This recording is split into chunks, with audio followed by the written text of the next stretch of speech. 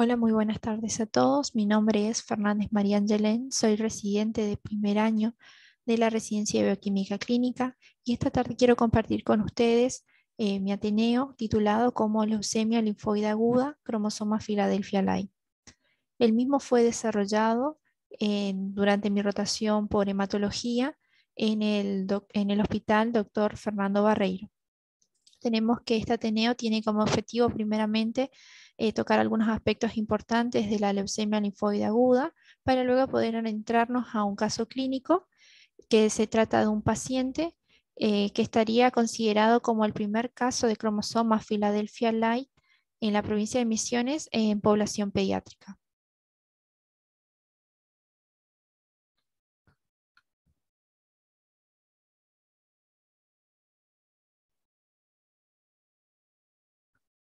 Tenemos que como definición, recordemos un poco que podemos recordar un poco que la leucemia linfoide aguda es un grupo de enfermedades neoplásicas que resultan de la proliferación clonal de linfoblastos, que infiltran médula ósea, diferentes órganos y o sistemas.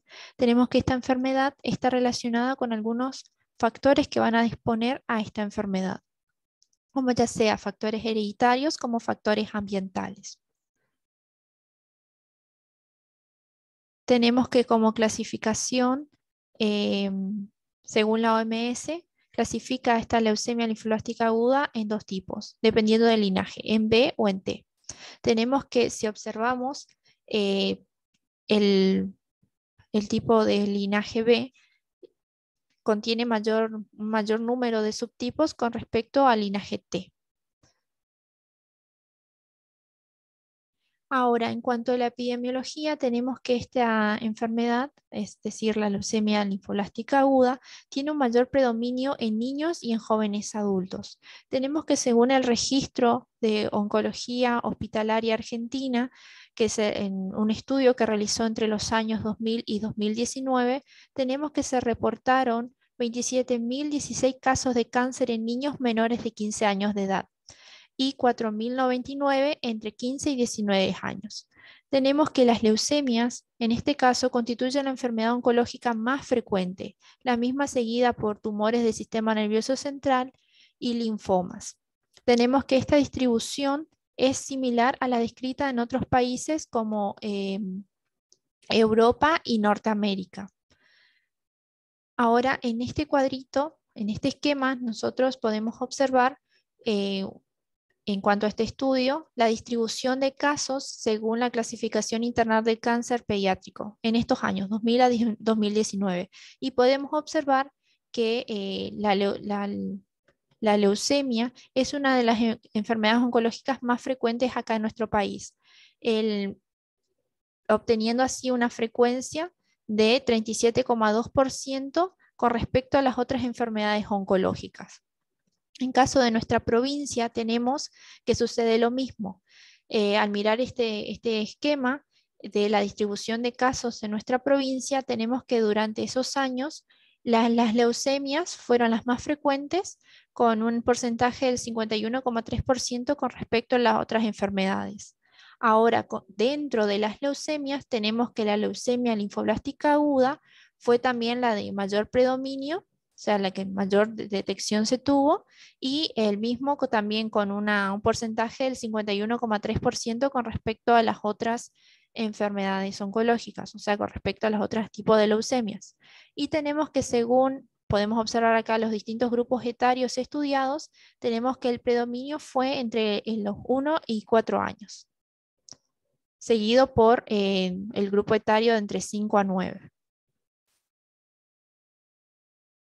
Ahora, para recordar un poco cómo era la patogenia de esta enfermedad, acá observamos en este esquema lo que sería la hematopoiesis normal.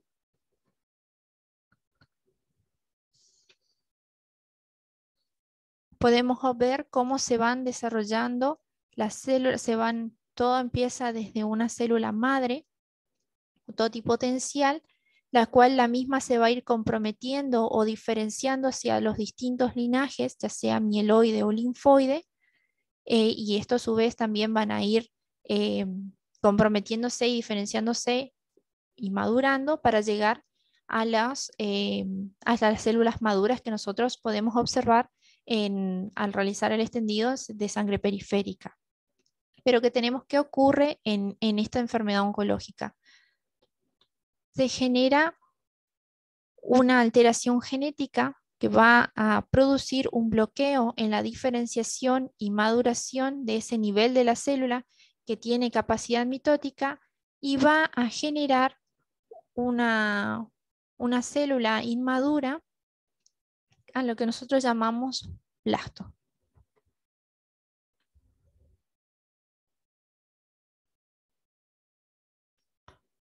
Esto nosotros podemos observar al realizar el extendido, y acá esto va relacionado un poco con lo que es la clasificación FAB, de la Federación Americana Británica. Tenemos que en verdad esta clasificación ya no se usa más como diagnóstico, pero es una herramienta importante para nosotros en el laboratorio, ya que esto es lo que nosotros podemos observar en el extendido. Podemos observar como por ejemplo acá esta clasificación para la leucemia linfoide aguda se divide en 3 tipos, en L1, L2 y L3. Y la misma está clasificada según lo que podemos observar.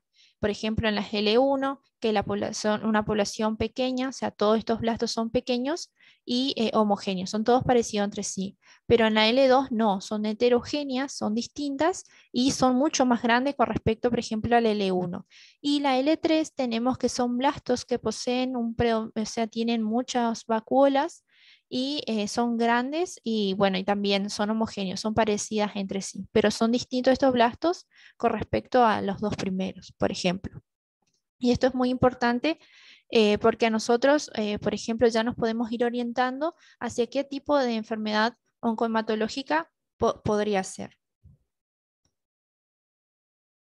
Ahora, para recordar un poco en cuanto a los perfiles hematológicos, tenemos el perfil que podemos observar tanto en médula ósea como un perfil hematológico, es decir, lo que observamos en sangre periférica. En perfil de médula ósea, como anteriormente dije, el blasto se origina el glio neoplásico se origina en médula ósea. Entonces, este va a tener una capacidad de proliferación. A medida que va proliferando, va ocupando espacio en la médula ósea y esto va a generar a consecuencia una disminución de la hematopoiesis normal, que esto nosotros vamos a ir viendo reflejado en el perfil hematológico. En estos pacientes tenemos que observamos anemia, una anemia normocítica normocrómica, trombocitopenias que en el 80% de los casos suelen ser menores a 50.000 y a su vez, en cuanto al recuento de glóbulos blancos, es variable. Podemos tener leucopenias, un recuento de glóbulos blancos normales o leucocitosis. Tenemos que, como una característica de las leucemias agudas, el hiato es leucémico, es decir, la presencia de células maduras y blastos. Y en consecuencia, una ausencia de los estadios inmaduros. Y tenemos que, según la OMS, la infiltración blástica en médula ósea o sangre periférica mayor al 20% ya es diagnóstico de leucemia aguda. Ahora, para repasar un poco de las manifestaciones clínicas que tienen estos pacientes, acá en esta imagen podemos observar algunas de las manifestaciones clínicas que describe la Sociedad Argentina de Hematología, pero principalmente en el ingreso de estos pacientes nosotros podemos ver los signos de insuficiencia medular, es decir, ingresan con palidez, astenia, cansancio, debilidad, petequias y hematomas en los sectores del cuerpo, sobre todo en las piernas. Y también algunos presentan también episodios de fiebre, infecciones recurrentes, entre otros. Y además, en algunos también se evidencia los signos de infiltración neoplásico, es decir, hepatomegalias, esplenomegalias. Esto todo con respecto a las manifestaciones clínicas.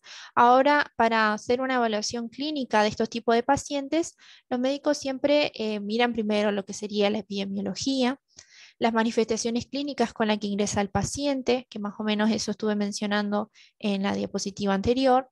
Tenemos a su vez, bueno, ellos solicitan hemogramas, frotis también de sangre periférica, se le realiza una punción de médula ósea para poder saber de dónde, cuál es el clon, la célula involucrada en este caso, para realizar estudios de citometría de flujo, citogenética, estudios moleculares. También se le realizan laboratorios, ya sea estudios de hemostasia, química, serología, todo esto para evaluar también el estado general del paciente. También a su vez se le solicita estudios por imágenes, ya sea radiografías, ecografías, electrocardiograma, realización de interconsultas con otros especialistas como ser odontólogos, oculistas y psicólogos. Ahora, para poder clasificar cuál es la enfermedad oncohematológica que está afectando al paciente, tenemos que actualmente el diagnóstico para esto es según la clasificación de la OMS en 2018, que nos permite dar una clasificación taxonómica, patogenia, tratamiento y pronóstico.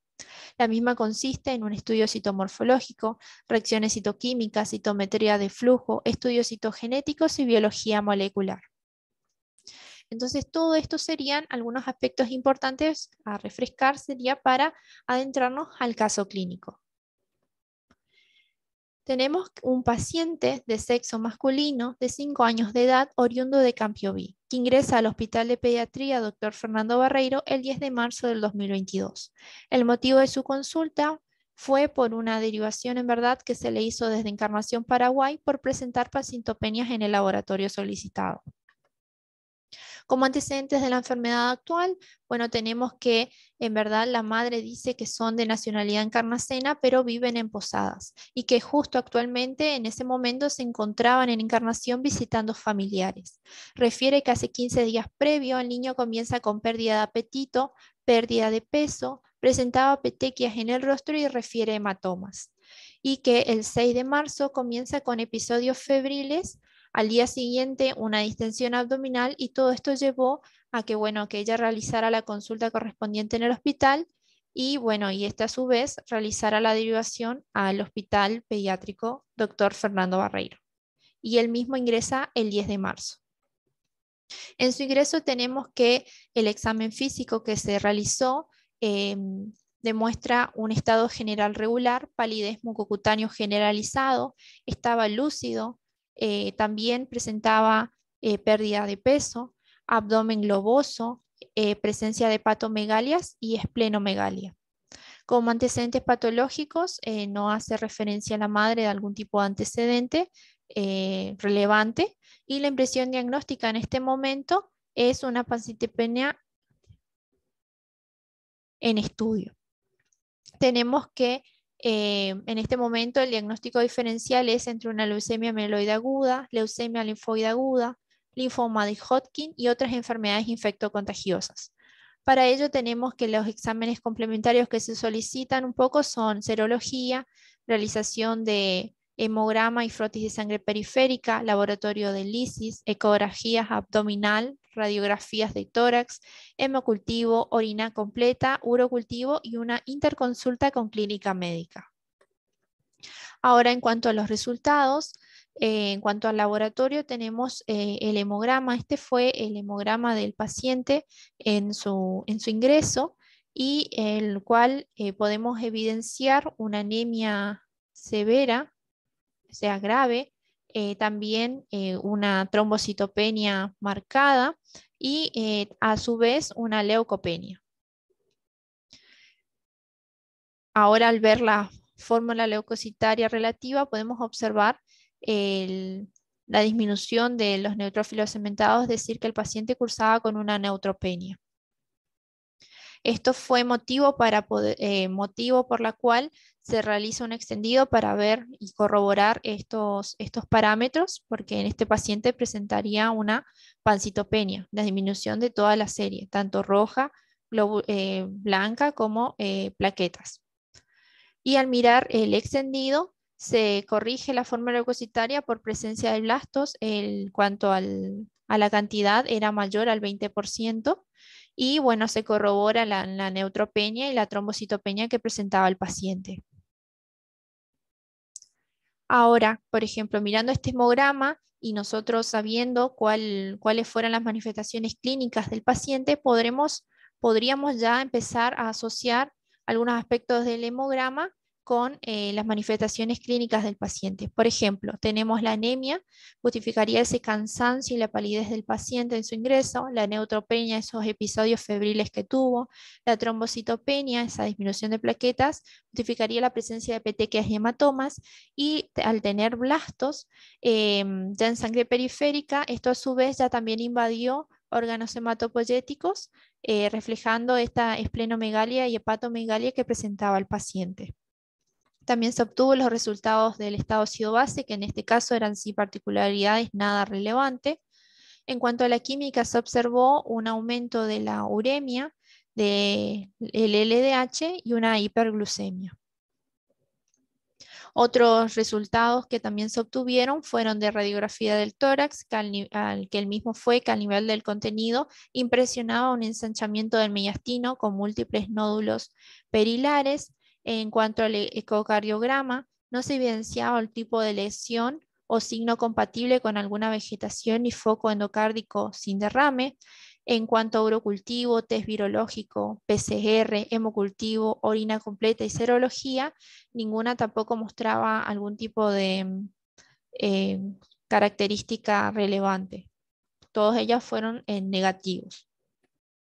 Ahora, en cuanto a los resultados obtenidos de la punción de médula ósea, es decir, en este caso para los análisis citogenéticos, citometría de flujo y biología molecular, la muestra utilizada era médula ósea.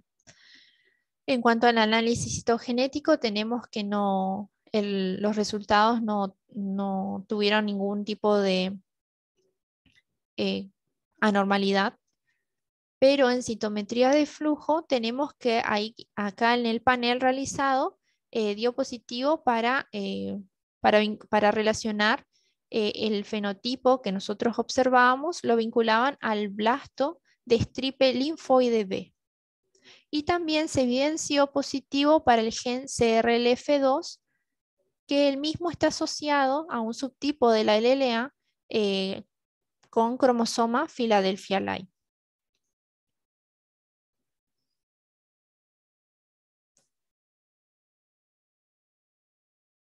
En cuanto a los resultados obtenidos de biología molecular, tenemos bueno, que el método de este estudio se realiza por FISH. Los genes evaluados en este caso son los que se observan en esta imagen, MLL, el arreglo BCR-ABL1 y TEL y AML1. Tenemos que los resultados de estos no se detectó la presencia de ninguno, excepto acá que se detectó unas copias extras del AML1. Entonces, en este momento tenemos que los médicos tenían ya el diagnóstico definitivo de la patología del paciente, que era una leucemia linfoblástica aguda, fenotipo B. Ahora, como dije anteriormente, uno de los genes que se detectan por inmunomarcación es el gen CFRL2, que se relaciona con el cromosoma Philadelphia Line. Tenemos que este gen CFRL2 codifica para un receptor de citoquinas que también es conocido como receptor de linfopoyetina estromal tímico. Y tenemos que el mismo está relacionado con la maduración del linfocito B. Ahora, para recordar un poco o aprender o saber qué es el cromosoma Philadelphia Line. Tenemos que el mismo fue detectado en 2009 por un grupo de investigadores en Holanda, el cual describe este nuevo subtipo de leucemia linfoblástica aguda. Este subtipo tenemos que es de alto riesgo, está asociado a pronósticos adversos en todos los grupos etarios en cual se los detecte. Tenemos que, en cuanto a características, tiene un perfil de expresión similar a lo que es la LLA cromosoma Philadelphia Line, pero la única diferencia es que no se detecta el rearreglo BCRL-ABL1, es decir, no se detecta el cromosoma Philadelphia positivo. El mismo afecta al linaje B y ingresa a la clasificación de neoplasias mieloides y leucemias agudas de la Organización Mundial de la Salud en 2016. En cuanto a la epidemiología, tenemos que en población pediátrica no es muy frecuente encontrarla y las mismas se clasifican según la alteración genética que tenga. Es decir, son algunas que están relacionadas a la desregulación de quinasas y por el otro lado a alteraciones que activan las vías de señalización de JAK-STAT a través de receptores de citoquinas. Es decir, que su diagnóstico es complejo. En cuanto a la frecuencia de subtipos genéticos de este subtipo de LLA Philadelphia Light, tenemos que podemos observar en esta imagen que la mayoría cae por, o sea, la mayor frecuencia de subtipos genéticos relacionados a este subtipo es el que involucra mutaciones o rearreglos de este gen, del gen CRLF2. Mientras que existe un 13,7% todavía de mutaciones o rearreglos que todavía no se conocen y están a su vez asociados a este subtipo. Según la Sociedad de Hematología Argentina, tenemos que si la expresión de la CRLF2 por inmunomarcación es negativa, nosotros ya podríamos descartar la presencia de este rearreglo del gen y no podemos sospechar ni pensar en este subtipo de leucemia linfoblástica aguda. Pero en el caso de que dé positivo, ahí sí podemos sospechar y el tema es que la confirmación del mismo es por el método FISH. Y es el único método hasta ahora actualmente que me da la confirmación del cromosoma Philadelphia Light, en el cual, bueno, ellos también dan un algoritmo sugerido para este estudio, en el cual, bueno, si la expresión de la CRLF2 por citometría es alta, se le realiza el FISH, si da positivo, se buscan primeramente mutaciones del JAK, si da negativo, bueno, ahí se empieza a evaluar otro tipo de mutaciones y rearreglos. Ahora, en cuanto, bueno, eso es en cuanto a las mutaciones y motivos por los cuales puede aparecer este subtipo de LLA. Pero, ¿qué tratamiento reciben?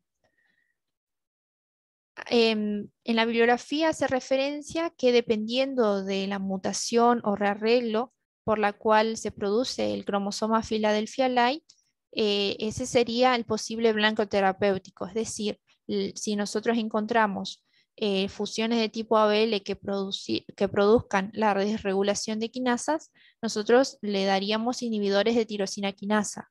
Y a su vez, si presenta alteraciones que activan las vías de señalización de JAK-STAT a través de receptores citoquinas, nosotros le daríamos inhibidores de JAK. Eso según la bibliografía. Ahora, ¿cuál fue el tratamiento que se le dio a este paciente? Tenemos que el mismo, o sea, una vez que se dio el diagnóstico definitivo, se inició el tratamiento según el protocolo GATLA con bicristina y daunorubicina. Tenemos que, para recordar un poco, el protocolo GATLA en verdad es un tratamiento que no es específico, sino que es paliativo y el objetivo del mismo es alcanzar la remisión completa de la enfermedad. Tenemos que en este caso el paciente terminó la primera parte de la inducción, en el cual tenemos que remitió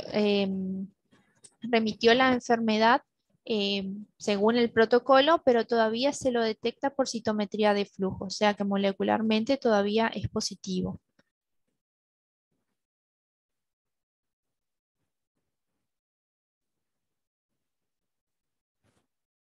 Ahora, como podemos observar, y como dije anteriormente, el cromosoma de Philadelphia Light todavía hay muy poco en cuanto a estudios.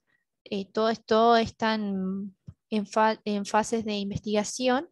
En otros lugares, o sea, internacionalmente existen algoritmos propuestos, pero en nuestro país todavía no son aplicables, pero se están todavía realizando ciertos estudios, como por ejemplo, podemos mencionar la sobreexpresión proteica de SRLF2 por citometría de flujo, otros arreglos de la CRLF2 a BL1 a BL2 por FISH, o sea, todo esto para identificar alteraciones asociadas a la LLA Philadelphia Light con blancos terapéuticos específicos para poder ofrecer a estos pacientes un tratamiento más efectivo.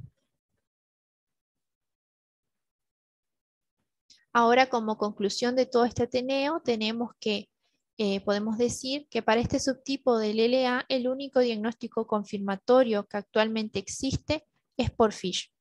Se debe seguir trabajando y generando nuevos proyectos de investigación para mejorar la detección de alteraciones relacionadas con este subtipo, ya que la falta de disponibilidad de un diagnóstico estándar hace que la confirmación de esta entidad sea difícil. En la actualidad no existe un tratamiento específico aprobado. Podrían ser opciones para el tratamiento de drogas dirigidas a blancos moleculares, pero hasta el día de hoy se trabaja para poder armar un protocolo de tratamiento que puedan administrarse a población pediátrica. Es importante destacar la importancia del laboratorio para destacar o confirmar una sospecha diagnóstica, contribuyendo así al pronóstico y seguimiento de la intervención médica. Es importante también resaltar el vínculo estrecho entre el bioquímico y el resto del equipo de salud para lograr una atención adecuada para el paciente. Muchas gracias.